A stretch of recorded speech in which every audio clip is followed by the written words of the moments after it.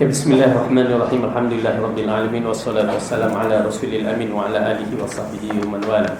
Baik, alhamdulillah, pertama kita bersyukur kepada Allah dengan kita berada pada akhir bulan Ramadan dan merupakan waktu yang begitu genting sekali. Kita hanya ada beberapa hari lagi untuk sampai penghabisan bulan Ramadan. Maka teruskan dalam siri mencari bulan Ramadan, Lailatul Qadar, tanpa merasakan dah lepas ke tidak. Teruskan kita, wallahu alam. Tapi menariklah pagi ini, paginya dengan hujannya kan, agak menarik.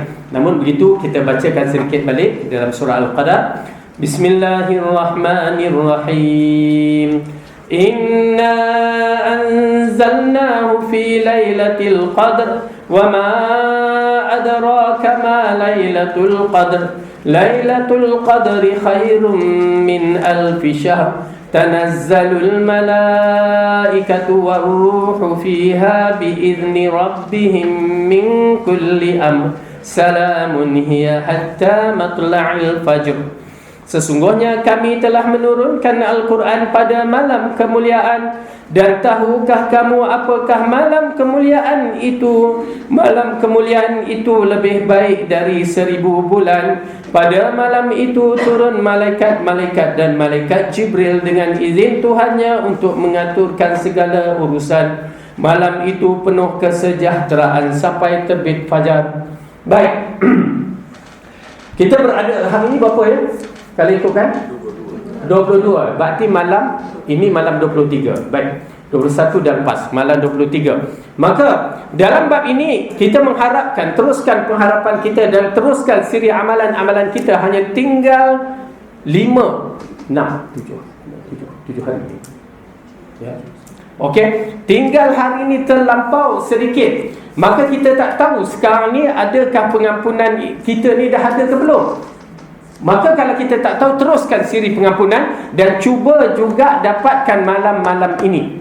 Dan yang paling penting di antara siri amalan ini yang kita dah sebutkan, memang tidak dinafikan solat, berdoa, berzikir dan baca Al-Quran. Itu memang amalan-amalan dia.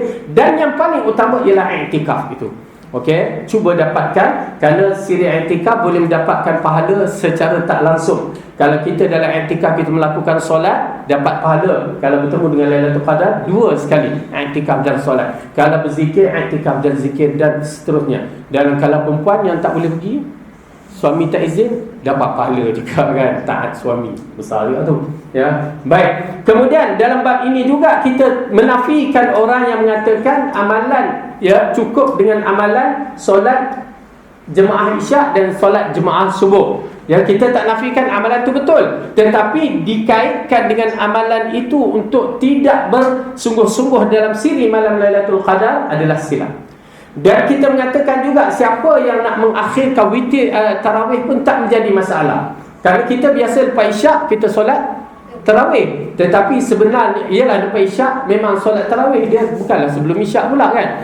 Lepas isyak. Tetapi kalau kami dulu di tanah Arab dulu, tanah Pakistan tu, mereka melakukan solat tarawih pada pukul 1 malam, 2 malam, macam tu keadaan dia. Kerana mencari Lailatul Qadar. Jadi itu terpulang masing-masing. Kalau bab itu nak solat bab tarawih tak menjadi masalah jika nak buat solat sendiri-sendiri.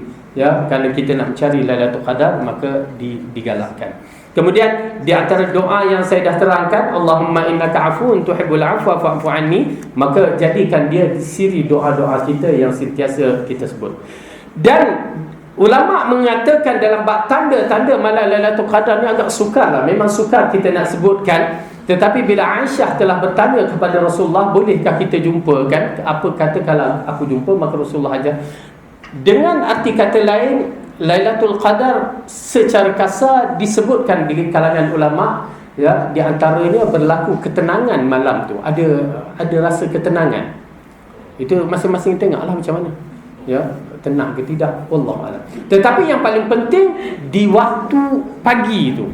Ya, di waktu pagi itu dikatakan ya, mataharinya bersinar tetapi sinaran dia tak macam biasa.